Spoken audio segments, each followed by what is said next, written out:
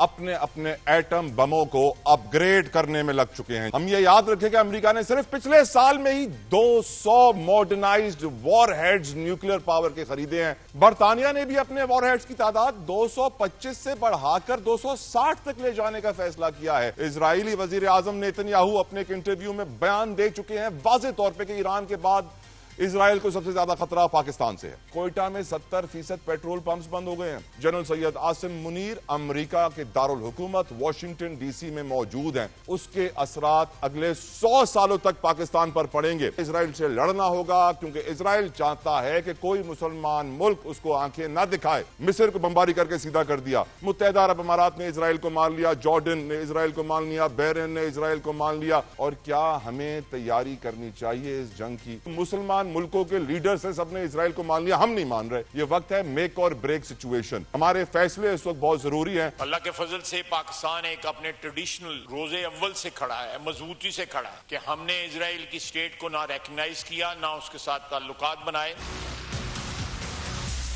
Pakistan peoples party को education भी उनको इग्नोर कर दिया है। मेरे ख्याल में ये पाकिस्तान पीपल्स पार्टी को उनको खौफ है। ये जो तमाम बजट है ये सिर्फ इन्होंने कागज ही जाया किए हैं। इतना झूठ इसके अंदर बोला है। पेट्रोल पे टैक्स लगा के 1300 अरब रुपया टैक्स इकट्ठा किया है। तो हो नहीं सकता। एक पार्टी को पार्टी तो मान ले, इलेक्शन में कंटेस्ट करने दे। आप उसको बेसिकली वो राइट्स डिनाई कर दें जो उसको इलेक्शन एक्ट ने दी है और कॉन्स्टिट्यूशन ने दी। ये वो एक हमला था पाकिस्तान की जमहूरियत पर जिसके असरात आज दिन तक हम सह रहे हैं। 8 जज साहिबान ने पिछले साल जुलाई 2024 में मस्मार कर दिया था।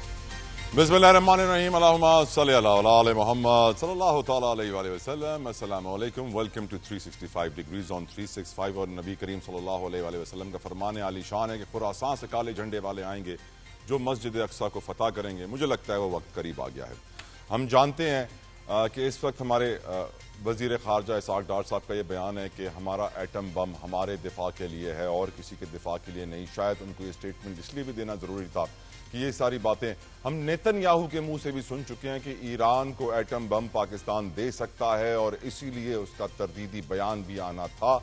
हम ये जानते हैं कि इजराइल ईरान जंग के बाद दुनिया इस वक्त इंतहाई ख़तरनाक मोड़ से गुजर रही है। दुनिया के वो 10 ममालिक जो एटमी ताकत रखते हैं अपने अपने एटम बमों को अपग्रेड करने में लग चुके हैं। जी हां, और एटम बम्स की तादाद में मुसलसल इजाफा किया जा रहा है। दुनिया के 90% एटम बम अमेरिका और रशिया के पास हैं, जो कि तकरीबन 1700 डिप्लॉयड हैं, जबकि 4521 उनके स्टोरेज में पड़े हुए हैं, सिर्फ इन 2 मुल्कों के पास। हम ये याद रखें कि अमेरिका ने सिर्फ पिछले साल में ही 200 मॉडर्नाइज्ड वॉरहेड्स न्यूक्लियर पावर के खरीदे हैं। और इससे क्या साबित होता है? और ये वर्ल्ड वॉर के बाद सबसे ज्यादा तादाद एटॉमिक वॉरहेड्स की खरीदी गई एक साल में एक मुल्क की जानिब से।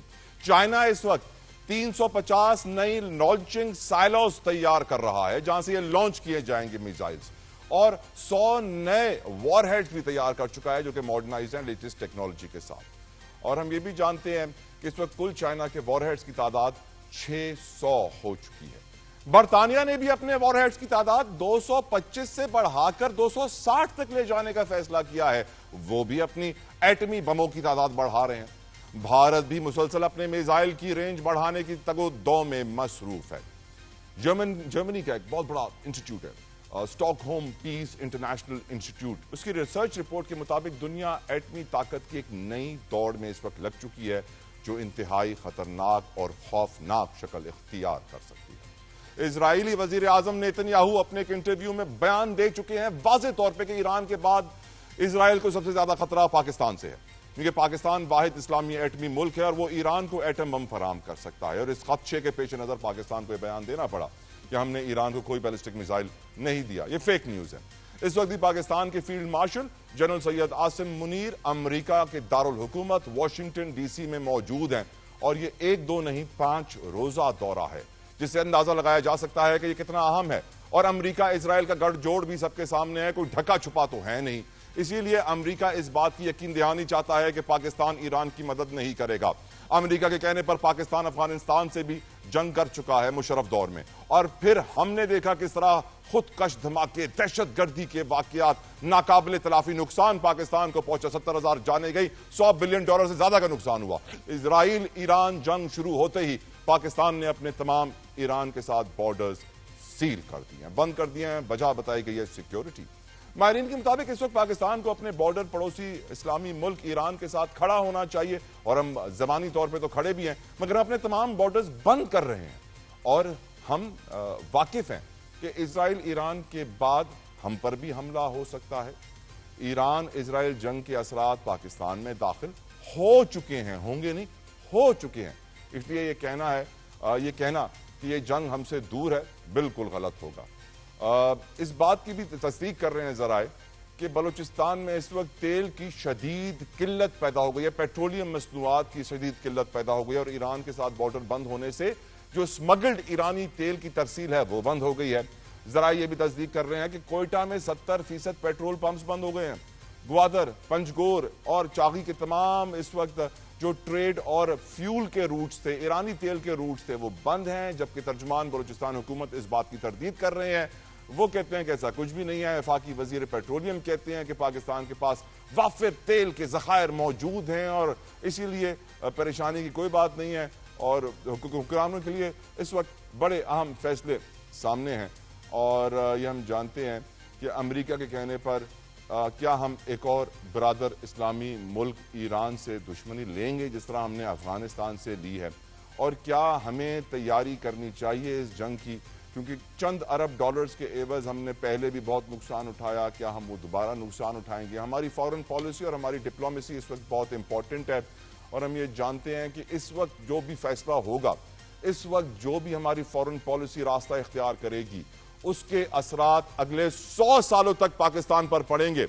और हमें इजराइल को तस्लीम करना होगा या इजराइल से लड़ना होगा, क्योंकि इजराइल चाहता है कि कोई मुसलमान मुल्क उसको आंखें ना दिखाए। हम ये जानते हैं जितनी भी मुस्लिम उम्मा है, 57 मुस्लिम कंट्रीज, 1.8 बिलियन मुसलमानों की आबादी इजराइल का कुछ नहीं बिगाड़ सकी सिवाय ईरान के।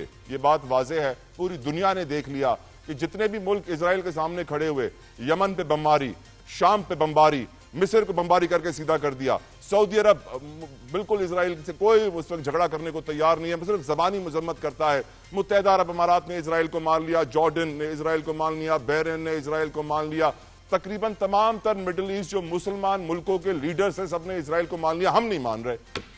या हमें इजराइल को मानना होगा, या फिर इजराइल जिस तरह हर इस्लामी मुल्क के ऊपर चढ़ाई कर रहा है, हर मुसलमान मुल्क को टाइट कर रहा है, वो हमें भी टाइट करने आएगा। ये वक्त है मेक और ब्रेक सिचुएशन। हमारे फैसले इस वक्त बहुत जरूरी हैं। Time will tell where we shall go, हमारी डायरेक्शन क्या होगी।